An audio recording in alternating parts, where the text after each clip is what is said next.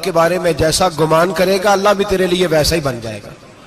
اللہ ویسا بن کے تجھے نوازے گا. اگر تیرا یہ ذہن بن جائے نا کہ جو اللہ مجھے دے گا وہ مجھے ہی دے گا, تو اللہ تبارک و تعالیٰ سب سے بڑھ کر تجھے ہی عطا فرمائے گا. لیکن امید رب کی اور امید رحمت کی, اس کے کرم کی, اس کی عطا کی. ہاں ایک پہلو ضرور سوچ کے رکھنا چاہیے اس موضوع پر. ساری دنیا نکما کہہ دے تو بیٹا ماں باپ کے نزدیک نکما نہیں ہوتا. باپ بیچارہ ایک غلطی بچہ کرتا ہے تو وہ جاتا ہے, دوسری کرتا ہے تو جاتا ہے, تیسری جگہ بھی اس کے حصے کی معافی مانگنے جاتا ہے, بڑا کچھ کرتا ہے. پھر ایک وقت آ ہی جاتا ہے کہ جب باپ مجبور ہو کے اخبار پہ اشتہار دیتا ہے کہ میں نے اسے آگ کر دیا ہے, اب میں اس کے سیاہ سفید کا مالک. کیا خیال ہے آپ کا؟ پہلی غلطی پہ ابا جی ایسے کر دیتے ہیں جی, دوسری پہ کرتے ہوں گے. کب کرتے ہیں؟ جب بولے جب حد ہو جاتی ہے. اور ایک دو اشتہار نہیں ہوتے. آپ سویرے اخبار کھولیں, اخبار کے اندر کے صفحات کا مطالعہ کریں تو شاید درجنوں اشتہار ہوتے ہیں آنکھ نامے کے. بھئی کس باپ کا دل کرتا ہے کہ وہ بیٹا جس کے لیے اس کی امید ہے کہ کل میرے بڑھاپے کا سہارا بنے گا, وہ لکھ کے دے دے کہ میرا رشتہ ہی کوئی نہیں بیٹے کے ساتھ؟ کس کا دل کرتا ہے؟ اور پھر یہاں تک نہیں ہوتا, بلکہ آپ قانون جاننے والے لوگوں سے کبھی پوچھیں, وہ آنکھ نامہ لوگ عدالتوں میں جمع کراتے ہیں. کہتے ہیں جی میں نے تو اخبار میں نکال دیا, میرا اس کے ساتھ کوئی تعلق, اماں کہتی ہے میرا کوئی رشتہ نہیں. کیوں؟ کب ہوتا ہے ایسے؟ جب بچہ حد کر دے, جب بچہ 1 2 3 4 غلطیوں پہ ایسا, اللہ بھی بندے کو سزا دیتا ہے. لیکن کب؟ جب بندہ باز ہی نہ آئے, بندہ توبہ کرے ہی نہ, رجوع ہی نہ کرے, سوچے نہ کہ مجھے اللہ کی بارگاہ میں جانا چاہیے. ہم لوگ اپنا ایک ذہن بنا کے زندگی گزارتے ہیں, ایک ذہن بنا کے, بلکہ لوگ گناہوں کے نام بدل کے وقت گزارتے ہیں. ہم اپنے نفس کا بت بنا کے سارا وقت اسی کی پوجا پہ معاذ اللہ لگا دیتے ہیں. بس یہ ٹھیک ہے, یہ ٹھیک ہے اور یہ ٹھیک ہے, چوتھی بات صحیح کوئی نہیں. اسی کے اندر ہم الجھے رہتے ہیں میرے بھائی. رحمت الہی کا غلط تصور اپناتے ہیں. او میرے بھائی, کسی بندے کی مجبوری تو معاف ہوتی ہے, لیکن اگر کوئی جان بوجھ کے زیادتی کرے تو وہ معاف, اس کی معافی. جس بچے کو پتا ہو نا استاد کو کہ اس کے واقعی گھر میں فوتگی ہو گئی تھی, استاد اسے سزا نہیں دیتا. جس کا پتا ہو کہ واقعی یہ بیمار تھا تو استاد اسے کلاس میں کھڑا نہیں کرتا. جس کا پتا ہو کہ یہ زیادتی کر رہا ہے, جان بوجھ کے کر رہا ہے, استاد اسے ڈنڈوں سے مارتا ہے اور زیادہ مارتا ہے, کہتا ہے تو نالائق ہے, تو جان بوجھ کے کرتا ہے. میرے بھائی اللہ کی رحمت ہے, ہر ایک پہ برستی ہے. لیکن ایک بندہ کھڑا ہی ہو جائے رب کے مقابلے میں, وہ نہ نماز پڑھے, نہ مسجد آئے, نہ کوئی کام کرے, نہ وہ دین کی طرف توجہ کرے, نہ وہ کبھی اللہ سے استغفار کرے, نہ وہ کبھی جائز کام کی طرف توجہ کرے, ساری زندگی حرام کٹھا کرے, ناجائز کرے, تو اب تو نے حد کر دی. تیرے پاس غضب آیا نہیں, بلکہ تو نے غضب کو آواز دی ہے. تو نے اللہ کے غضب کو, بولیے, اللہ کے غضب کو, غضب ہونا اور ہوتا ہے اور غضب کو آواز دینا, بولیے, غضب کو آواز دینا, ان میں فرق ہے میرے بھائی, یاد رکھیں. ہم آواز دیتے ہیں غضب کو, غضب ہوتا نہیں. دیکھیں نبی کریم صلی اللہ علیہ وسلم, اور یہ حدیث آپ نے یاد رکھنی ہے, یہ یاد رکھنی ہے. نبی پاک صلی اللہ علیہ وسلم نے نا بہت کم لوگوں کو بیوقوف کہا ہے. ہمارے زمانے میں تو عام لفظ ہے نا بیوقوف کہنا. اللہ کے رسول صلی اللہ علیہ وسلم نے بہت کم لوگوں کو بیوقوف کہا. مسند امام احمد بن حنبل کی حدیث ہے, نبی کریم علیہ الصلوۃ والسلام نے فرمایا وہ احمق ہے, وہ بیوقوف ہے. نبی پاک فرما رہے ہیں. اور میں نے کہا کم لوگوں کو حضور بیوقوف کہتے تھے. نبی کریم علیہ الصلوۃ والسلام نے فرمایا وہ بندہ بیوقوف ہے جو سارا دن اللہ کی نافرمانی کرتا ہے اور پھر بھی رب کی رحمت کی امید کرتا ہے, تو بیوقوف ہے. صبح سے شام تک لگا ہوا ہے, میں نے نہیں اللہ ماننی, میں نے نہیں تیری ماننی, معاذ اللہ میں نے نہیں ماننی. شام ہوتی ہے تو کہتا ہے اللہ بڑا مہربان ہے, بخش دے گا. تو بیوقوف ہے, تو بیوقوف ہے. تو بتانا کیا مجبوری تھی نماز نہ پڑھنے کی؟ کس نے تجھے گن پوائنٹ پہ کہا تھا حرام کھانے کو؟ اور فلاں آدمی کی تو نے غیبت کی تو تیرا اس میں کیا فائدہ تھا؟ یہ جو تو نے صرف 10 بندوں کو ہنسانے کے لیے جھوٹا لطیفہ سنایا, اس میں تیرا کیا نفع تھا؟ تو صبح سے شام تک نافرمانی کرتا ہے, شام کو کہتا ہے اللہ کریم ہے معاف کر دے گا, اللہ مہربان ہے معاف کر دے گا. استاد مہربان ہوتا ہے کہ نہیں؟ فیل کیوں کرتا ہے امتحان میں؟ بولے, استاد باپ ہوتا ہے نا, اس کا دل کرتا ہے شاگرد فیل ہو جائے, تو کیوں کرتا ہے؟ لیکن شاگرد نے زیادتی کی, اس نے پڑھا نہیں. اس نے, میں نے کہا باپ آنکھ نامہ لکھواتا ہے, مجبور ہو کے لکھواتا ہے نا. او بھائی یاد, بڑی پیاری مثال ملا رومی لکھتے ہیں کہتے ہیں میرے گاؤں کی ایک بی بی تھی، اس بی بی نے ایک بچڑا پالا ہوا تھا۔ دیہاتوں میں نا بوڑھی مائیں بچڑے کو پیڑا دیتی تھی اور نام بھی رکھ لیتی تھی، کسی نے مٹھو نام رکھا ہوتا تھا، کسی نے کوئی نام۔ کہتے ہیں ماں نے بچڑا رکھا ہوا تھا، اماں اس کو آواز دیتی تو بچڑا دوڑا آتا، اماں اس کو پیڑا کھلاتی۔ بچڑا بڑا پیارا تھا، جوان ہو گیا۔ اماں اس لیے بچڑا پال رہی تھی کہ جب بچڑا بڑا ہو جائے گا تو ہل کے اندر بچے اسے لگائیں گے، کھیتی میں ہل چلائیں گے۔ بچڑا بڑا ہو گیا، اماں کے بیٹے کہنے لگے اماں لا تو نے بڑا کھلا پلا لیا، اس سے کوئی کام لیتے ہیں۔ ہل کے آگے لگایا تو کہنے لگا میں نے تو نہیں چلنا۔ اماں کے پاس آئے، کہنے لگے یہ نہیں چلتا۔ اماں کہنے لگی چلو ٹائم دو تھوڑا، سمجھ جائے گا۔ پھر موقع دیا، پھر آئے، کہا اماں اب تو ہم نے اس کے ناک میں نکیل بھی ڈال دی ہے لیکن اب بھی یہ ہل میں چلنے کو تیار ہے۔ ملا رومی رحمت اللہ علیہ فرماتے ہیں پھر کہا اماں سے، اماں کہنے لگی چلو تھوڑا ٹائم اور دے دو، سیانا ہو جائے گا۔ تھوڑا ٹائم اور دیا، ڈنڈے بھی مارے لیکن وہ سیانا ہونے کو تیار ہے۔ اب اماں کے پاس آئے تو اماں مجبور ہو گئی، دل نہیں کرتا تھا، کہنے لگی جاؤ پھر کسائی کے ہاتھ بیچ ڈالو۔ وہ گیا کسائی کے پاس، اسے کاٹا گیا، اس کی کھال اتاری گئی، اس کے چھوٹے چھوٹے پیس کر کے کھا گئے لوگ۔ وہ ماں رو رہی تھی، لوگوں نے اماں سے کہا تجھے تو بڑا پیارا تھا، تو نے کٹوا کو دیا۔ تو اماں کہنے لگی پیارا تو بڑا تھا پر مانتا نہیں تھا، پیارا بڑا تھا، کاش بات مانتا، مقصد پورا کرتا تو کبھی بھی کاٹا۔ بھائی رب کریم نہیں چاہتا بندہ دوزخ میں جلے، اللہ کی رحمت نہیں چاہتی جہنم میں جلے، پر بندہ مانتا ہی نہیں، یہ تیار ہی نہیں ہوتا۔ یہ سویا ہوا ہے سویرے، یہ وہ گپے لگا رہا ہے عصر کے وقت، چوراہے پہ کھڑا ہے، نماز پڑھنے نہیں آیا۔ اس نے ساری زندگی میں درجنوں لطیفے سیکھ لیے، ہزاروں کہانیاں سیکھ گیا، قرآن پاک پڑھنا نہیں سیکھا۔ اس نے زندگی کی ہر چالاکی سیکھ لی ہے، نہیں سیکھی تو اپنے رسول کی حدیث نہیں سیکھی، نہیں سیکھا تو دین کی ضروری باتوں کو نہیں سیکھا۔ اب رب کی رحمت تو نہیں چاہتی کہ بندہ جہنم میں جائے، وہ تو مہربان ہے، لیکن رب کریم کا قانون کا تقاضا یہ ہے کہ جو احکام پورے نہیں کرے گا اسے پھر دوزخ میں ڈالا جائے گا۔ تو ہمارے بزرگ فرمایا کرتے تھے اصل بات یہ ہے کہ اللہ نہیں مسلمان کو دوزخ میں ڈالنا چاہتا، مسلمان اپنی مرضی سے چھلانگے لگا رہے ہیں، یہ خود چھلانگے لگاتا ہے، یہ باز نہیں آتا۔ آپ یقین کریں بڑی ذمہ داری کے ساتھ، بڑے خلوص کے ساتھ اور بڑی دیانتداری سے تجربے کی بات عرض کرتا ہوں، ہمارے بہت سارے گناہ ایسے ہیں جن گناہوں کا ہماری دنیا داری کو بھی کوئی فائدہ نہیں، کوئی فائدہ نہیں ہماری دنیا کو بھی اس غلطی کا۔ میری باتوں کی سمجھ آ رہی ہے آپ دوست؟ کچھ گناہ ایسے ہیں، ایک تو ہوتا ہے کہ دنیا کا کوئی فائدہ ہو، اس گناہ میں ہماری دنیا کا بھی کوئی فائدہ۔ جو آدمی جھوٹے لطیفے سناتا ہے، جھوٹ بولتا ہے، جھوٹ کوئی فائدہ نہیں اسے، لوگ 10 منٹ ہنستے ہیں اور باہر جا کہتے ہیں یار یہ تو کوئی غیر سنجیدہ آدمی ہے، وہ عقل ہی نہیں۔ کیا فائدہ کمایا اس نے، کیا نفع لیا اس نے؟ جو آدمی بڑھ بڑھ کے باتیں کرتا ہے، 2 4 5 10 آدمیوں کی غیبت کر جاتا ہے، لوگ کہتے ہیں یار بڑا چغل خور ہے، کیا کمایا اس نے زندگی میں؟ کچھ حاصل کر لیا اس نے؟ ہمارے بہت سارے گناہ میرے بھائی وہ ہیں جن کا ہماری دنیا کو بھی کوئی فائدہ نہیں، تو کیوں نہ ہم ان گناہوں کو چھوڑ دیں تاکہ ہمارے دین کو تو فائدہ ہو جائے، دین کو تو فائدہ ہو جائے۔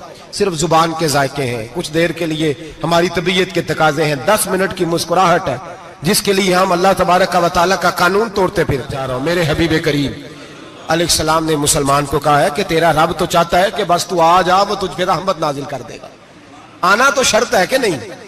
آنا تو شرط ہے کہ نہیں؟ اچھا چلیں یہ بتائیں، جو آدمی 1 سے لے کر 31 تاریخ تک ڈیوٹی کرے اس کو تنخواہ لینے جانا پڑتا ہے کہ تنخواہ گھر آ جاتی ہے؟ بول کے بتائیں۔ پھر بھی جانا پڑتا ہے، وہ کہ میں نے ڈیوٹی پوری کی ہے، پھر بھی جانا پڑتا ہے۔ ڈیوٹی پوری کرنے کے باوجود تجھے تنخواہ لینے، اور ہو سکتا ہے کہ یہ بھی کہا جائے ابھی آئی نہیں کل آنا، ہو سکتا ہے یہ بھی کہا جائے پرسوں آنا، یہ بھی ممکن نہیں کہ فوراً او خدا کے بندے تو آتا ہی نہیں خدا کی رحمت لینے، تو اس کے گھر کی طرف رجوع ہی نہیں کرتا، تو توجہ ہی نہیں کرتا، تو کہتا اللہ مہربان ہے۔ بھائی مہربان تو ہے، تو رحمت لینے آیا ہے، تو نے کو بہانہ بنایا اس کی رحمت کا؟ اللہ کی رحمت قیمت نہیں مانگتی، بہانہ مانگتی ہے، پر بتانا تیرا کو بہانہ ہے کہ نہیں؟ میرے نبی کریم سید عالم صلی اللہ تعالی علیہ وسلم نے فرمایا رب قیمت کا سوال اور نہیں مانگتا، یقین کریں نہیں مانگ، بندے قیمت مانگتے ہیں۔ آپ 100 دفعہ مسکرا کے بات کریں، ایک دفعہ نہ کریں تو کہتے ہیں مولوی صاحب امیر ہو گئے، اب تو صحیح سلام بھی نہیں لیتے. ایک دفعہ ہو سکتا ہے بیچارہ پیٹ میں درد ہو رہی ہو سکتا ہے گھر کی کو بہت بڑی ٹینشن ہو سکتا ہے کوئی مجبوری ہو. بندے ہمہ وقت قیمت مانگتے ہیں, ہمہ وقت آپ تندرست ہیں, ہر وقت آپ قیمت ادا کرتے ہیں تو لوگ راضی ہیں. لیکن رب کہتا تو کوئی قیمت نہ دے, کوئی بہانہ ہی بنا لے, تیرا رب تجھ سے راضی ہو جائے گا. سنیں بڑی پیاری حدیث, بڑی خوبصورت حدیث, کنز المال میں دیگر کتب احادیث میں ہے. حضرت ابو ہریرہ رضی اللہ تعالیٰ عنہ فرماتے ایک بابا جی نبی پاک کی بارگاہ میں آئے, اور جب وہ واپس جانے لگے تو میں نے عمر پوچھی تو عمر تھی 96 سال. کہتے ہیں بزرگ جب آئے نا تو یہ بھویں جو ہے نا ان کی سفید ہو کے تو یوں آنکھوں پہ آ گئی. بڑی چھڑی بابا جی نے پکڑی ہوئی اور دونوں ہاتھ پکڑ کے نا چھڑی کے اوپر جھکے ہوئے ہیں ایک جانب.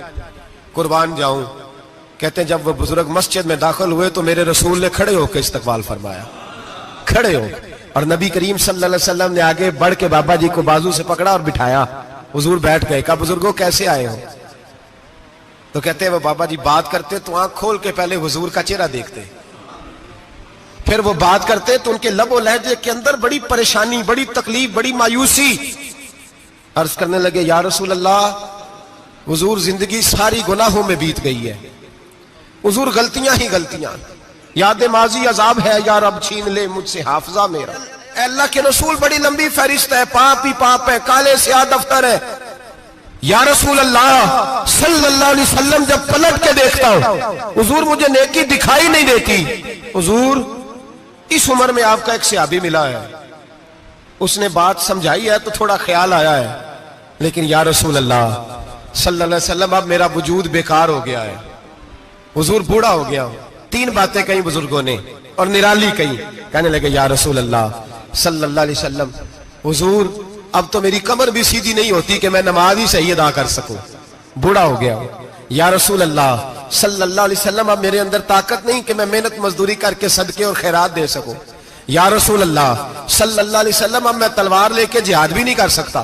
حضور نہ میں لمبی نمازیں پڑھ سکتا ہوں, آقا نہ میں صدقات و خیرات دے سکتا ہوں, محبوبہ نہ میں دین کے لیے کوئی جہاد کر سکتا ہوں. بیکار وجود ہے, بیکار وجود کو تو گھر والے برداشت نہیں کرتے, بچے دعا کرتے ہیں یا اللہ ابا جی کو پردہ دے دے, اماں کو پردہ دے دے. بیکار ہو گیا ہوں اور آج آیا ہوں تو مجھ بیکار کو میرا رب قبول کر لے گا؟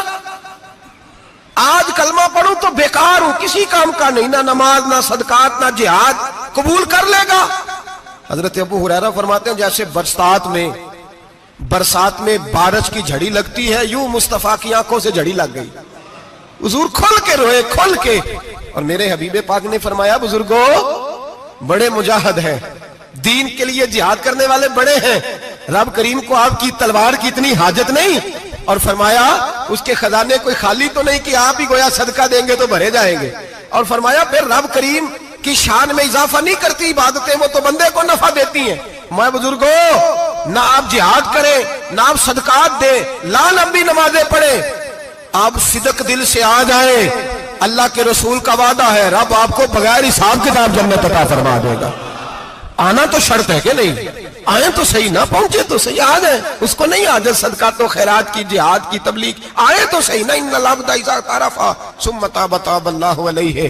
میرے حبیب نے فرمایا بندہ جب رو کے کہتا ہے نا یا اللہ غلطی ہو گئی معاف کر دے, فرمایا میرا مالک اسے فوراً ہی معاف فرما دیتا ہے.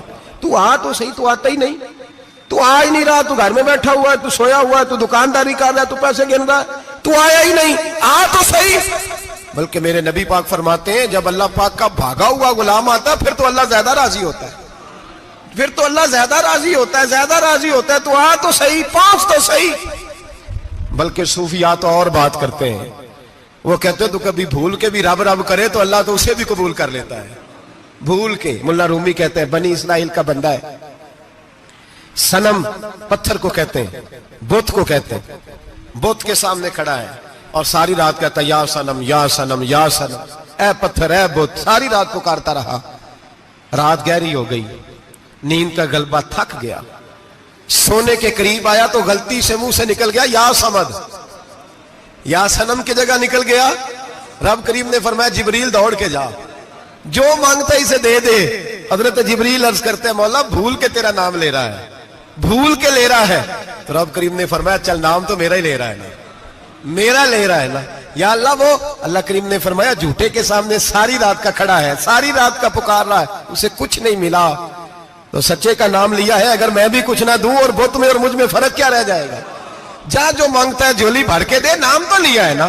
او بھائی تو بہانا تو بنانا, آ تو صحیح نا, تو یہاں آ جا, پہنچ جا, آ جا, بس بیٹھ جا, اس کی بارگاہ ناز میں حاضر تو ہونا. تجھے فرصت ہی نہیں, تو یاروں کے لیے ٹائم نکالتا ہے, بازاروں کے لیے ٹائم نکالتا ہے, گلیوں کے لیے ٹائم نکالتا ہے, چوکوں چوراہوں کے لیے ٹائم نکالتا ہے, ہفتے میں ایک دن ہوٹلنگ کے لیے بھی جاتا ہے, لیکن کبھی چھپ کے 2 نفلوں کی تجھے توفیق نہیں ہوتی. اور میں کئی دفعہ کہہ چکا ہوں, جس بندے کو بغیر عبادت کے رزق زیادہ ملنے لگ جائے اس پر آزمائش ہوتی ہے رب کریم کی. اللہ فرماتا ہے اس کو پیسے دو, اسے آنے نہ دینا, اس کو چل پیسے دوڑ جا. لوگ سمجھتے ہیں میں بڑا ذہین و عقل مند ہوں, دیکھو میں اپنی ہوشیاری سے, چلاکی سے آگے نکل گیا. تو آزمائش ہے, یہ تو آزمائش ہے رب کریم کی طرف سے, یہ تو اس کی خفیہ تدبیر ہے. میرے بھائی اس کی بارگاہ ناز تک جو آ گیا, آنا تو ہماری ذمہ داری ہے کہ نہیں, پھر اس کی رحمت آگے بڑھ کے استقبال کر لیتی ہے, پھر اللہ کا فضل اس کو تھام لیتا ہے اس بندے کو. اور خدا کی رحمت کتنی زیادہ ہے. میرے حبیب کریم سید عالم صلی اللہ علیہ وسلم نے فرمایا اللہ نے اپنی رحمت کے 100 حصے کیے. حضور فرماتے ہیں 1 حصہ اللہ نے دنیا میں نازل کیا ہے. کتنا؟ 1 حصہ. فرمایا یہ جو ماں بیٹے سے پیار کرتی ہے, باپ بیٹے کے لیے مزدوری کرتا ہے, یہ جو بہن بھائی کے لیے روتی ہے, یہ جو بیوی شوہر کے لیے دعا مانگتی ہے, یہ جو بچے ماں باپ سے پیار کرتے ہیں, فرمایا یہ اس ایک رحمت کا نتیجہ ہے, ایک رحمت کا نتیجہ. تو صحابہ کہنے لگے یا رسول اللہ وہ 99 کدھر ہیں؟ نبی پاک نے فرمایا رب کریم نے سنبھالی ہوئی ہے, قیامت کے دن تمہیں عطا فرمائے گا. ابھی تو 1 نازل کی ہے, ابھی اللہ نے. ایک بزرگ تھے, ہمیں تفسیر پڑھایا کرتے تھے, تفسیر کے استاد تھے. میں نے ان سے ایک دن کہا, میں نے کہا حضرت صاحب کچھ باتوں میں نا میں اڑ جاتا ہوں, میں اپنے آپ کو اتنا لائق نہیں سمجھتا, تو کہیں کہیں نا ذہن الجھ جاتا ہے, تو کبھی الجھ جاتا ہوں. ایک سوال کئی دنوں کا ہے, اصول تفسیر کا مسئلہ ہے, تو ذرا کچھ چیزیں ایسی ہوتی ہیں بزرگ کہتے ہیں جو کتابوں سے نہیں ملتی, صرف سینوں سے ملتی ہیں.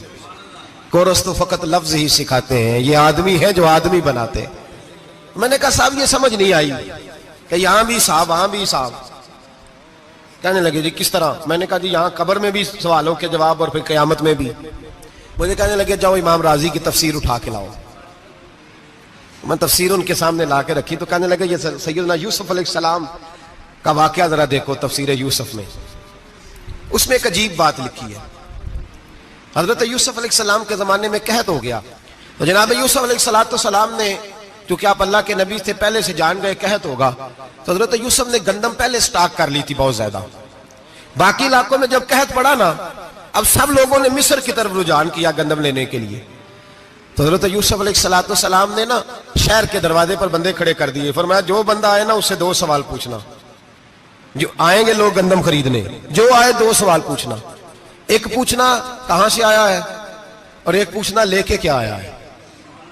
ایک پوچھنا, سمجھ آ رہی ہے بات کی, اور دوسرا پوچھنا کہ لے کے سونا لے کے آیا ہے, چاندی گندم خریدنی ہے تو کیا چیز لے کے آیا ہے, کہ نگد پیسے لایا ہے, یہ پوچھ لینا.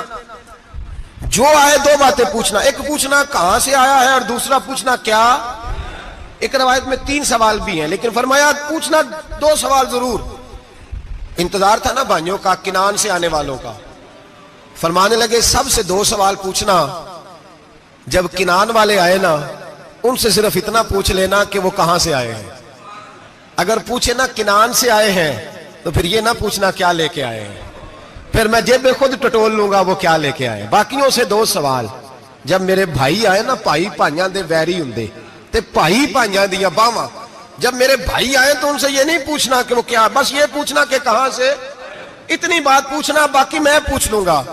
آپ فرمانے لگے رب بھی فرشتوں سے کہتا ہے تم قبر میں نا میرے بندوں سے زیادہ سوال نہ کرنا, بس یہ پوچھ لینا مجھے مانتے ہیں, میرے نبی کو مانتے. قبر میں تم اتنے سوال پوچھ لینا, باقی لے کے کیا ہے وہ میں خود ہی پوچھ لوں گا.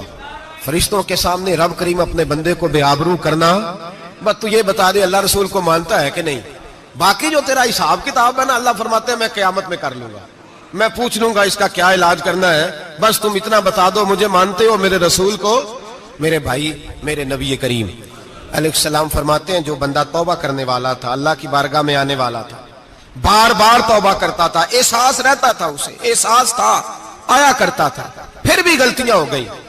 قیامت کے دن رب کریم اپنے فضل کی چادر اس پہ ڈالے گا, فضل کی چادر ڈالے گا, اور رب کریم اس سے پوچھے گا یہ گناہ کیا تھا. اور نبی پاک فرماتے ہیں اس نے بڑے بھی گناہ کیے, اللہ چھوٹے چھوٹے گناہوں کے بارے میں پوچھے گا. یہ غلطی کی تھی, یہ گناہ, بندہ ڈر رہا ہے, وہ کہہ رہا ہے پتہ نہیں سزا کیا ملے گی, کیونکہ دنیا میں بھی ڈرتا رہا, یہاں بھی ڈر رہا ہے. شرط یہ ہے کہ احساس والا ہو, آتا رہو. پھر بھی غلطیاں ہو گئیں, خیال کرتا تھا, محنت کرتا تھا, نیک ہونے کی جدوجہد کرتا تھا, کوتاہیاں رہ گئیں.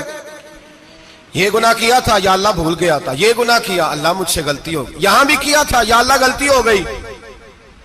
نبی پاک صلی اللہ علیہ وسلم فرماتے ہیں چھوٹے چھوٹے گناہ اللہ دکھا رہا ہے اور اس سے کہہ رہا ہے یہ کیا تھا, مانتا جا رہا ہے. رب کریم فرماتا ہے پتہ ہے میں تیرے ساتھ کیا کرنے والا ہوں, ٹانگیں کانپ گئی, یا اللہ پتہ نہیں. فرمایا میں تجھے ان گناہوں کے بدلے نیکیاں دینے لگا ہوں, ان گناہوں کے بدلے نیکیاں. نبی پاک فرماتا ہے فٹافٹ ہی بول پڑا, کہنے لگا یا اللہ میں نے تو بڑے بڑے گناہ بھی کیے, اگر تو نے گناہوں کے بدلے نیکیاں دے دیا تو میرے تو بڑے بڑے پاپ بھی ہیں, وہ دوسرے کدھر ہیں. تو میرے حبیب کریم علیہ الصلوۃ والسلام فرماتے ہیں رب مسکرائے گا جو رب کی شان کے لائق ہے.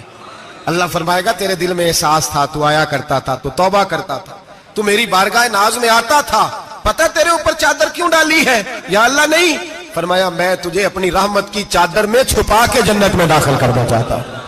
میرے بھائی تو آ تو صحیح, تو پہنچ تو صحیح, خدا را. یہ جو جتنی دنیا داری ہے نا, یہ تو آپ ہر وقت کریں گے تو راضی ہوں گے لوگ, ہر وقت.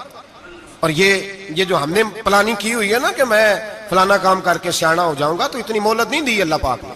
وہ کہتا فوراً آ, اپنی منصوبہ بندی بدلیں, رحمت الہی کی جانب توجہ کریں, اپنا ذہن رب کریم کے بارے میں کرم والا بنائے, اور یہ ارادہ کریں کہ میں اس کی بارگاہ میں آؤں گا تو وہ مجھے عطا کرے گا.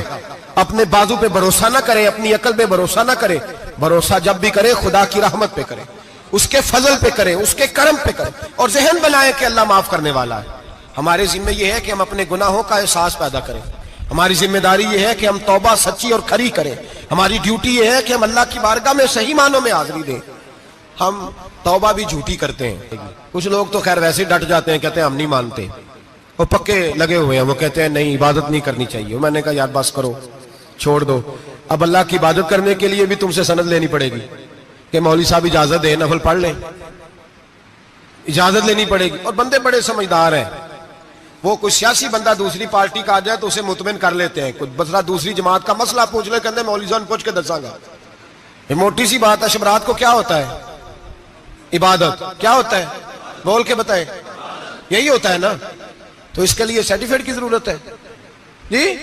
والذین یبیتون لربہم سجدا وقیاما. اللہ فرماتے ہیں میرے بندے ساری رات گزار دیتے ہیں یا قیام کرتے ہوئے یا سجدہ کرتے ہوئے. اس کے لیے سرٹیفکیٹ کی ضرورت ہے. بڑی جلدی مسئلہ پوچھنے آ جاتے ہیں لوگ.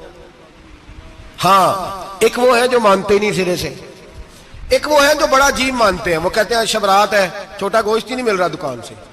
بھئی شبرات گوشت کھانے کا دن ہے, حلوہ کھانے کا دن ہے شب برات, موج کرنے کا دیہڑا آ گیا شب برات. شبرات آئی, اب پہلے کلو گوشت آتا تھا, اب 2 کلو لے لو. یہ کون سا طریقہ ہے شب برات منانے کا؟ اور پھر شب برات منائی جائے گی. معراج شریف سے پٹاخے چل رہے ہیں روز شام کو, چلتے ہیں نا؟ نہیں, میں کہ مینوں غلطی لگتی, تسی بولے نہیں نا. چلتے ہیں پٹاخے. کون بیچتا ہے پٹاخے؟ ہندو, سکھ, یہودی. چلاتا کون ہے؟ کس نے کہا ہے چلانے کو؟ اس میں کوئی کسی فرقے کا بھی اختلاف نہیں ہوتا. ڈرنا چاہیے اللہ پاک سے. اللہ جہنم کی آگ ٹھنڈی کرتا ہے, ہم جلاتے ہیں شب رات کو. رب فرماتا ہے ٹھنڈی ہوگی, ہم جلا رہے ہیں. بچے پٹاخوں کے پیسے پڑوسی سے لے کے آتے ہیں کہ ہم سے لیتے ہیں؟ ہم منع کیوں نہیں کرتے؟ جوتے نہ پالش کرنے پہ تو تھپڑ لگتے ہیں, تو پٹاخے والے بچے کو نہیں پوچھا جا سکتا؟ باپ کی ذمہ داری ہے. اور محدثین نے مسئلہ لکھا ہے, اگر بچہ نابالغ کوئی غلطی کرتا ہے تو اس کا باپ ذمہ دار ہے, جواب دے اس کی جگہ پہ. ان کو سمجھائیں. شب برات آئے گی, پھر توبہ ہوگی, ہر مسجد سے رونے کی آواز آئے گی, زور زور سے لوگ روئیں گے, تڑپیں گے, اجتماعات ہوں گے, بڑے بڑے اجتماعات ہوں گے. توبہ کریں گے لوگ, کریں گے نا انشاءاللہ تعالی. آئیں گے نا لوگ مسجدوں میں. پھر سویرے جھوٹ بند ہو جائے گا نا, اگلی صبح ملاوٹ ختم, کم تولنا ختم. یہ کیسی توبہ ہے؟ وہ دکاندار جو شبرات والے دن غلط سوجی فروخت کر رہا ہے, ملاوٹ والی چینی بیچ رہا ہے, تاکہ دوائیوں میں دھوکہ دیتے ہیں لوگ. دوائیوں میں دھوکہ دیتے ہیں. ایک ڈاکٹر خود مجھے کہنے لگے، وہ میرے دوست ہیں، ہلکا پھلکا کورس کیا ہوا ہے، کہتے میرے دوست ہیں کئی سارے لوگ، تو ایک ایسا ہی ہمارے شعبے کا آدمی تھا، تو اپنے ابا جی کو وہ ڈرپ لگانے لگا، تو ابا جی کہنے لگے پتر مینو اصلی لا دے تیری مہربانی، مینو اصلی لا دے تیری مہربانی، لوکھا علی نہ لا دے۔ یہ حال ہو گیا ہے۔ دوا مجھے بتائیں وہ قوم اخلاقی طور پہ کتنی گر چکی ہے جو دوائیوں میں زہر بیچتی ہے، دوائیوں میں۔ اور میں انشاءاللہ کسی موقع پر تفصیل سے اس پر گفتگو کروں گا، بڑی تفصیل سے۔ میں نے بہت سی معلومات اکٹھی کی ہیں کہ کتنا ظلم کرتے ہیں یہ لوگ، لکھنے والے بھی، لانے والے بھی، بیچنے والے بھی، کتنے بڑے مجرم ہیں، صحت کے ساتھ کھیلتے ہیں۔ صحت بہرحال لام دام برسرے مطلب جس آدمی نے دھوکے کا مال لا کے رکھا ہے شبرات والے دن کے رات توبہ بھی کرنی ہے اور سویرے یہ بیچنا بھی ہے، وہ توبہ کرنے آیا ہے۔ جس نے دھوکے کا مال لا کے رکھا ہے کہ سویرے بیچنا ہے اور رات توبہ بھی کرنی ہے، وہ توبہ کر رہا ہے کہ مذاق کر رہا ہے؟ توبہ میری توبہ، استغفر اللہ، یا اللہ معاف کر دے، اونچی اونچی آواز میں رو رہا ہے، اور سویرے سارے چکر وہی ہیں۔ یہ کیسی توبہ ہے؟ توبہ کیا ہے؟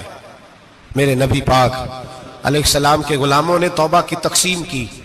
حضرت حسن بصری سے کسی نے پوچھی توبہ کیا ہے، تو آپ نے فرمایا توبہ یہ ہے کہ جب تو توبہ کر لے تو پھر اس جگہ نظر نہ آنا جہاں کھڑے ہونے سے رب رسول ناراض ہوتے، اور فرمایا توبہ یہ ہے کہ جب تو نے توبہ کر لی پھر وہاں سے غیر حاضر نہ ہونا جہاں حاضری کا تجھے اللہ رسول حکم دیتے ہیں، یہ تیری توبہ ہے۔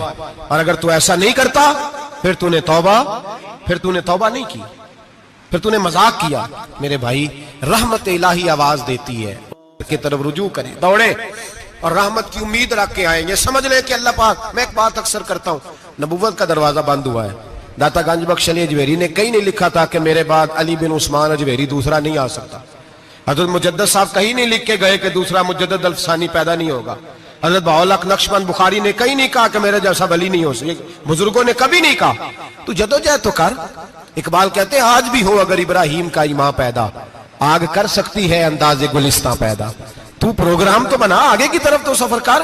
میرے نبی کریم سید عالم صلی اللہ علیہ وسلم نے فرمایا تیرے آ جانے سے تیرا رب راضی ہو جاتا ہے، جب تو آتا ہے تو تیرا اللہ راضی ہو جاتا ہے۔ یہ جو ہماری مشکلات ہوتی ہے نا، جن میں ہم الجھے ہوتے ہیں، وہ جو ہمیں جادو ہو جاتا ہے، تویز کر دیتے ہیں ہمارے قریبی رشتہ دار، وہ تویز نہیں ہوتے، وہ ہمارے اعمال کی سزا ہوتی ہے، ہمارے اعمال کی سزا ہوتی ہے۔ ہم وہ ڈھونڈتے پھرتے ہیں کہ بابا مل جائے پھونک مارے صحیح کر دیں، حالانکہ وہ ہمارے اعمال کی سزا ہے۔ ہمیں اپنی تربیت کرنی چاہیے ہمیں۔ اور ویسے بھی دم درود تویز دھاگا میں اکثر کہا کرتا ہوں، میں کہتا ہوں میں نے کسی کتاب میں نہیں پڑھا کہ کوئی بندہ نبی پاک سے یمن سے دم کرانے آیا ہو کہ میں حضور سے دم کرانے جا رہا ہوں، مصر سے آیا ہو دم کرانے، شام سے دم کرانے آیا ہو۔ میرے نبی پاک کے پاس جو بھی آیا کرتا تھا نبی پاک کا دین سیکھنے آیا کرتا تھا۔ دم درود تو ایک ضمنی چیز ہے، ذلی چیز ہے، ہو گیا تو ٹھیک ہے، ورنہ اللہ پاک اگر بیماری میں راضی ہے تو نبی پاک نے خود بیماری کو سینے سے نہیں لگا کے رکھا، خود اللہ کے محبوب سید عالم صلی اللہ علیہ وسلم کا وصال بیماری کے ساتھ ہوا، تو بیماری تو مریدنی ہے میرے نبی پاک کی، وہ تو کنیز ہے حضور کے گھر کی۔ عام دام برسر مطلب کھری توبہ، سچی توبہ۔ اور کس طرح کی توبہ؟ میرے نبی کریم علیہ السلام نے ایک دن صحابہ سے پوچھا ایک بات تو بتاؤ، بخاری مسلم کی حدیث ہے، یا رسول اللہ پوچھئے۔ نبی پاک صلی اللہ علیہ وسلم نے فرمایا اگر کوئی آدمی صحرا میں سفر کر رہا ہو، بہت بڑا صحرا ہو، اونٹ پر اس کا سفر ہو اور اس نے اونٹ پر کھانے پینے کا سامان باندھا ہو، پیسے بھی رکھے ہو، پانی بھی رکھا ہو، تھک گیا سفر کرتا کرتا، درخت کی ایک ٹہنی کے ساتھ اونٹ کی نکیل باندھی اور درخت کے نیچے لیٹ گیا آرام کرنے کے لیے۔ اللہ کے حبیب فرماتے ہیں اچانک اس کی آنکھ لگ گئی، جب جاگا تو اس نے دیکھا کہ اونٹ تو غائب ہو گیا ہے، اب نہ کھانا ہے، نہ پانی ہے، نہ پیسے ہیں، اور صحرا بڑا لمبا ہے، پیدل سفر بھی نہیں کر سکتا۔ تھوڑا سا ڈھونڈا، پھر موت کا انتظار کرنے لگا، سوچنے لگا اب موت آئے گی، اب مر جاؤں گا۔ اللہ کے محبوب فرماتے ہیں تھوڑی دیر گزری، جب بالکل مایوس ہو گیا تھا تو اچانک نظر پڑی تو اونٹ اس کا سامنے کھڑا تھا۔ نبی پاک سے صحابہ سے پوچھتے ہیں بتاؤ، اس کی کل کائنات اجڑ گئی تھی، راس ضائع ہو گئی تھی، ہر شے لٹ گئی تھی، دوبارہ اسے مل گئی ہے، بتاؤ اسے کتنی خوشی ہوگی؟ صحابہ کہنے لگے یا رسول اللہ نئی زندگی مل گئی اس بندے کو، وہ ساری دنیا سے زیادہ راضی ہے۔ تو میرے کریم رسول صلی اللہ علیہ وسلم نے فرمایا رب کریم کا نافرمان بندہ جب اس کی بارگاہ میں آ کے توبہ کرتا ہے تو اللہ اس سے بھی زیادہ راضی ہو جاتا ہے۔ نافرمان جب آ کے کہتا ہے یا اللہ معاف کر دے آئندہ نہیں کرتا، میں اللہ تو راضی ہو جاتا ہے۔ اور حبیب پاک علیہ السلام فرماتے ہیں وہ اتنا کریم ہے، جب بندہ اپنے رب سے صلح کر لیتا ہے، توبہ کر لیتا ہے، تو اللہ زمین کو کہتا تو بھول جا میرے بندے نے گناہ کیا ہی نہیں. آسمان سے کہتا تو بھول جا میرے بندے نے گناہ کیا ہی نہیں. پھر رب کریم فرشتوں سے فرماتا ہے کہ مٹا دو جو تم نے لکھا تھا، میں نے اپنے بندے کے ساتھ صلح کر لیا. ذکر کریں، درود پاک پڑھیں، محفل میں شرکت کریں. میرے رسول کریم علیہ الصلوۃ والسلام کی پیاری زوجہ ام المومنین سیدنا عائشہ صدیقہ رضی اللہ تعالیٰ عنہ کہتی ہیں حضور رمضان کے علاوہ سب سے زیادہ روزے شعبان میں رکھتے تھے، گویا پریکٹس ہوتی تھی رمضان کی. میں نے عرض کیا یا رسول اللہ صلی اللہ علیہ وسلم اتنے روزے کیوں رکھتے ہیں، ابھی رمضان تو آگے ہے. تو نبی پاک نے فرمایا عائشہ اس مہینے میں بندے کا عمل اللہ کی بارگاہ میں جاتا ہے، میں چاہتا ہوں جب میرا عمل جائے تو میں نے روزہ رکھا ہوا ہوں. کثرت سے روزہ رکھیں اور میرے بھائی بدل جائیں. میرے نبی پاک نے فرمایا غنیمت جان اگر صحت ہے تو بیماری آنے سے پہلے غنیمت جان جا، یہ چلی جائے گی. بیمار آدمی سے کچھ بھی نہیں ہوتا، غنیمت جان لے لمحوں کو کچھ کر لے. اور اگر تیرے پاس فرصت ہے تو غنیمت جان لے مصروف ہونے سے پہلے. میرے حبیب کریم سید عالم علیہ السلام کے غلام فرماتے ہیں کہ نبی پاک صلی اللہ علیہ وسلم نے ہمیں مثال دے کے سمجھایا. مدینے میں جو قبیلہ سب سے زیادہ بکریاں پالتا تھا وہ بنو کلب کا قبیلہ تھا، اور فرماتے اتنی بکریاں تھیں کہ ان کی بکریاں ہم نے کبھی نہیں گنی تھی. نبی پاک علیہ السلام نے فرمایا جب شعبان کی 15ویں رات آتی ہے، یہ ترمذی کا لفظ ہے، فرمایا جب شعبان کی 15ویں رات آتی ہے تو بنو کلب کے قبیلے کی بکریوں کے بالوں کی تعداد کے مطابق اللہ میری امت کے افراد کی بخشش فرما دیتا ہے. اور صحابہ کہتے ہیں ہمیں لگتا یوں ہے کہ چونکہ ہم نے جو چیز سب سے زیادہ دیکھی تھی وہ بنو کلب کی بکریاں تھیں، اس لیے نبی پاک نے ہمیں سمجھانے کے لیے ان کی بات کی، ورنہ اگر ہم نے اس سے زیادہ کچھ شے دیکھی ہوتی تو نبی پاک اس کا نام بیان فرماتے. ہمیں سمجھانے کے لیے فرمایا بنو کلب کے قبیلے کی بکریوں کے بالوں کی کسی ایک بکری کے بال بھی بندہ گن سکتا. اور حضور نے فرمایا جو سب سے زیادہ بکریاں پالتے ان کی تعداد کے مطابق حضرت عائشہ صدیقہ رضی اللہ تعالیٰ عنہ فرماتی ہیں جنت البقیع میں حضور جایا کرتے، قبرستان کے کونے میں اللہ کے رسول کو میں نے نماز پڑھتے بھی دیکھا 15ویں رات کو. اور فرماتی ہیں حضور بقیع والوں کے لیے بخشش کی دعا بھی کرتے، قبرستان بھی جائیں شب برات کو ان کے لیے دعا بھی کریں. اور پھر میرے بھائی شب برات کو للہیت کے ساتھ آئیں، لوٹنے کا پروگرام بنائیں، اس سے قبل کے رب کریم خود جکڑ کے لے آئے، خود بخود آئے، اس کے کرم کی طرف توجہ کریں، اس کی رحمت کی طرف توجہ کریں. میرے رسول کریم صلی اللہ علیہ وسلم کے پاس ایک دیہاتی آئے، مولا علی شیر خدا فرماتے میں بھی حاضر تھا. کہتے کبھی کبھی سادے بندے آتے تھے پر بڑی عجیب ہی بات کر جاتے تھے. کہتے ایک دیہاتی آئے، تامت باندھی ہوئی اور سادہ رومال کندھے پہ رکھا ہوا ہے. نبی پاک کے پاس آئے اور حضور سے دل لگی کرنے لگے، میٹھی باتیں کہنے لگے یا رسول اللہ ایک مسئلہ پوچھنے آیا ہوں. فرمایا پوچھو. عرض کرتے ہیں حضور قیامت میں حساب کون لے گا؟ قیامت میں اب کس کو نہیں پتا کون حساب لے گا، دل لگی کی بات ہے نا، کون لے گا؟ نبی پاک نے فرمایا اللہ حساب لے گا. تو کہتے ہیں اس نے نا اور جملہ کہا تو ہم اس کی بات پہ حیران ہو گئے، کہنے لگے یا رسول اللہ واقعی اللہ حساب لے گا؟ تو کہتے ہیں نبی پاک مسکرائے، فرمانے لگے تجھے تیری مار ہوئے میں سچی تو کہہ رہا ہوں، تو کس طرح کی بات کر رہا ہے، اللہ حساب لے گا. حضرت علی فرماتے ہیں اس نے رومال اٹھایا کندھے پہ رکھا، کہنے لگے یا رسول اللہ اگر رب حساب لے گا تو پھر اس نے معاف ہی کر دینا ہے. یہ کہہ کے وہ چلا گیا، یہ لفظ کہہ کے وہ چلا گیا. حضرت مولا علی کہتے ہیں میں نے حضور کا چہرہ دیکھا تو گلاب سے بھی زیادہ کھلا ہوا تھا، میں نے نبی پاک کا چہرہ دیکھا تو چاند سے بھی زیادہ روشن تھا. میں نے کہا حضور یہ کیا کہہ گیا ہے؟ نبی پاک نے فرمایا بندہ بڑا سادہ تھا، بات بڑی پیاری کر گیا ہے. حضور نے فرمایا علی رب کریم ہے، اور کریم جب غالب ہوتا ہے تو کرم ہی فرمایا کرتا ہے، وہ کرم ہی کرتا ہے، وہ معاف ہی کرتا ہے. اللہ معاف کرتا ہے، پر میں نے کہا کوئی معافی لینے آئے ہی نہ تو کوئی معافی لینے. ایک اور بات بھی آخر میں سمجھانی ہے آپ کو، وہ بھی سمجھ لیں. ہم جب کسی رشتہ دار کو راضی کرنے جاتے ہیں نا، ناراض ہو تو ہمیں پتہ چل جاتا ہے کہ یہ وقت ٹپانے آیا یا راضی ہو گیا. دو قسم کے لوگ ہوتے ہیں، کہتے ہیں چلو برادری آ گیا میں چلتا ہوں، پر کس طرح؟ ٹائم پہ ٹائم آؤں گا، 200 دے کے گھر آ جاؤں گا. اور جو راضی ہو جاتے ہیں نا وہ 2 دن پہلے آتے ہیں، دیگوں کا بھی خیال کرتے ہیں، ملاقات کرتے ہیں، وہ کپڑے بھی نہیں بدلتے. فرق ہوتا ہے راضی ہونے میں. بات کی سمجھ آ رہی ہے آپ؟ ہم توبہ کرنے آتے ہیں اللہ کی بارگاہ میں، کیا ہمیں پتہ نہیں چلتا کہ ہم نے توبہ کیا، رب راضی ہوا ہے کہ نہیں ہوا؟ ہمارا ایمانی رشتہ تو ہے نا اپنے رب سے، روح کا تعلق تو ہے نا. تو ہمیں اندازہ ہوتا ہے کہ اللہ راضی ہو گیا کہ نہیں؟ اندازہ تو ہونا چاہیے نا ہمیں. یہ بات کہنے کی نہیں، یہ بات محسوس کرنے کی ہے. اس کو محسوس کریں. ہم جب اللہ کی بارگاہ میں آئے تو پھر ہمیں اندازہ ہونا چاہیے کہ میں نے منا لیا ہے کہ نہیں منا سکا. میں اس کو راضی کر کے اٹھ رہا ہوں کہ نہیں اٹھ رہا. اگر بغیر راضی کیے اٹھے ہو تو پھر فارمیلٹی کرنے آئے تھے، پھر راضی کرنے نہیں آئے تھے. حضرت فضائل ابن عیاض رحمت اللہ تعالی علیہ فرماتے ہیں کہ دن میں نے سر سجدے میں رکھا اور میں نے کہا خدا بندہ آج مجھے پتا چلے گا کہ تم مجھ سے راضی ہے کہ ناراض ہے، تو پھر ہی میں اٹھوں گا. آپ فرماتے ہیں مجھے چاروں کونوں سے آواز آنے لگی کہ تیرا رب راضی ہو گیا ہے. اور فرماتے ہیں جس جگہ میں سجدہ کر رہا تھا وہ زمین بھی بولنے لگی کہ بس کر دے، عرش کا مالک تجھ سے راضی ہو گیا ہے. لیکن شرط یہ ہے، حضرت حبیب اجمی رحمت اللہ علیہ فرماتے ہیں میں سود کا کاروبار کرتا تھا توبہ کرنے سے پہلے. کئی دفعہ میں نے توبہ کی تھی لیکن میری اس توبہ کے اندر صداقت نہیں ہوتی تھی.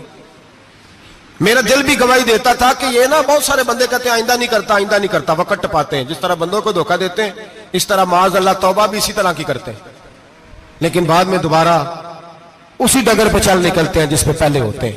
آپ فرماتے ہیں میں کئی دفعہ توبہ کرتا تھا تو توڑ دیتا تھا. آج میں نے توبہ کی. کس طرح کی؟ سود کا میں دھندا کرتا تھا تو میں سود کے پیسے لایا، گوشت پکنے کو دیا بیوی کو سود کے پیسوں کا. میری بیوی نے ہنڈیا چڑھائی، تھوڑی دیر گزری تو وہ سارا گوشت خون بن گیا.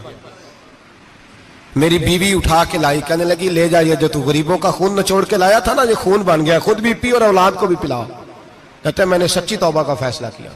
آج پہلے میں سچی توبہ کا ارادہ نہیں کرتا، آج سچی توبہ کا فیصلہ کیا اور میں نکلا. حضرت حسن بصری کے پاس گیا، ان کی بیعت ہوا، توبہ کی. انہوں نے مجھے اعمال بتائے، کھری توبہ کی. کہتے ہیں جب توبہ کے لیے گھر سے نکلا تو چھوٹے چھوٹے بچے کھیل رہے تھے. ایک بچہ کہنے لگا پیچھے ہٹ جاؤ بہت بڑا سودیا ہے، اس کا سایہ بھی پڑ گیا تو ہمارے اندر نحوست آ جائے گی، پیچھے ہٹ جاؤ سود کا دھندا کرتا ہے. کہتے ہیں مجھے اور چوٹ لگی کہ یا اللہ تیری چھوٹی چھوٹی مخلوق بھی یہ سمجھتی ہے. کہتے ہیں میں توبہ کرنے گیا تو کھری توبہ کر کے آیا. حضرت حسن بصری کے پاس رو کے توبہ کی. میں وہاں سے واپس آیا تو بچے ابھی کھیل رہے تھے. کہتے ہیں وہ بچہ جو پہلے بولا تھا کہ پیچھے ہٹ جاؤ بڑا سود والا ہے نحوست پڑ جائے گی، وہ بچہ پھر آواز دے کے کہنے لگا دوستو پیچھے ہٹ جاؤ، رب کریم کا ولی آ رہا ہے، اللہ کا بندہ آ رہا ہے، کہیں ایسا نہ ہو ہمارے پیروں سے گرد رڑے اور اس ولی کے اوپر پڑے اور اس کی توہین ہو جائے، اللہ ہم سے ناراض نہ ہو جائے ولی کی توہین کر کے، پیچھے ہٹ جاؤ. آپ فرماتے ہیں میں نے تڑپ کے آسمان کی طرف دیکھا اور میں نے کہا یا اللہ مجھے سمجھ آ گئی ہے کہ کھری توبہ کیا ہوتی ہے، سچی توبہ اصل توبہ کیا ہوتی ہے. جھوٹ موٹ کی توبہ نہ کریں.